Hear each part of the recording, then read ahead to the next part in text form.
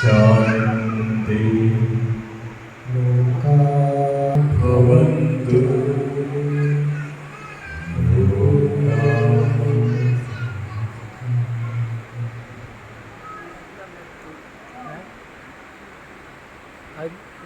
പ്രാമാണിത്യമുള്ള ഒരു വിഭാഗമാണ് കുറുപ്പന്മാരെന്ന് പറയുന്നത്.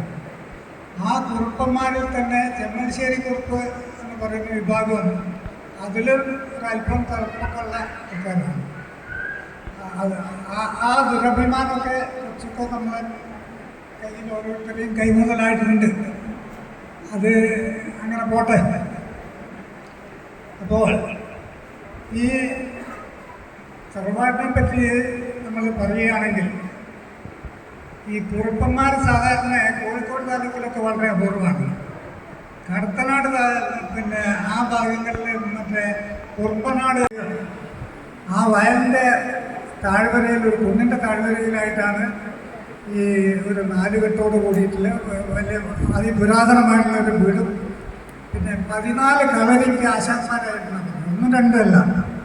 അപ്പം നാട്ടിൽ മുഴുവൻ പിന്നെ ശിഷ്യസമ്പത്തുള്ള കൊല്ലനും കൊലയ്ക്കും അധികാരമുള്ള പ്രമാണിവർഗമായിരുന്നു നമ്മളെന്ന കാര്യത്തിൽ ഇതിൽ കൂടുതൽ തെളിവൊന്നും വേണ്ടല്ലോ. പക്ഷെ അതൊന്നും ഇപ്പം നടക്കുന്ന കാര്യമല്ല. അങ്ങനെ അതിനുശേഷം അവിടെ നിന്ന് 1 2 താവഴികൾ കോഴിക്കോട്ട് ഭാഗങ്ങളിലേക്ക് നീങ്ങി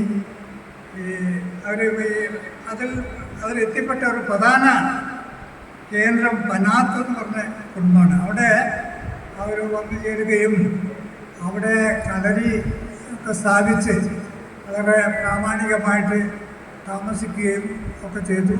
പിന്നെ എന്തുണ്ടായെന്ന് പറഞ്ഞാൽ അവിടുന്ന് ചെറിയ താവഴികളായിട്ട് പലരെ ഭാഗത്തേക്ക് പോകാൻ തുടങ്ങി. കാരണം ഇവർ ഈ കുറുപ്പന്മാർ അവിടുന്ന് വന്ന പടയാളി സമൂഹത്തിൽപ്പെട്ട ആൾക്കാരായതുകൊണ്ട് അവരൊക്കെ ഉൾക്കൊള്ളാൻ ഇവിടുത്തെ രാജാവ് സാമൂതിരിയൊക്കെ തയ്യാറായി.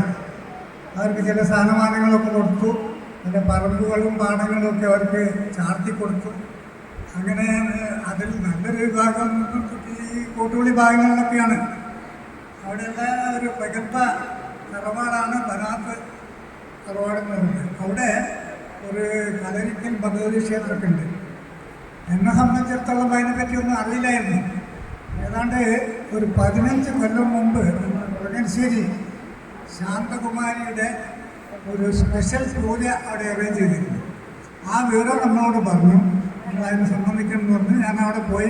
അപ്പോഴാണ് ഇങ്ങനത്തെ ഒരു സ്ഥലവും നമ്മുടെ തറവാട്ടിൻ്റെ ഒരു പ്രദേശമാണത് എന്നൊക്കെ മനസ്സിലാക്കിയത്. അന്ന് പൂജയൊക്കെ വളരെ ഗംഭീരമായിട്ട് നടന്നിട്ടുണ്ട്. അവിടെ വെളിച്ചപ്പാടും കാര്യങ്ങളൊക്കെ ഉണ്ടായിട്ടുണ്ട്. അപ്പം ഞാൻ പറയുന്നത്, പിന്നെ ഞാൻ നേരത്തെ പറഞ്ഞില്ലേ, ഞാൻ ഒരു പനാത്ത് തറവാടിൻ്റെ ഒരു കുടുംബമേളയിൽ സൃഷ്ടിക്കപ്പെട്ട ഒരു കൃതി വായിച്ച സമയത്ത് അതിൻ്റെ കൃത്രിമത്വം വളരെയധികം ഉണ്ടായിട്ട് എനിക്ക് വളരെ ഇഷ്ടം.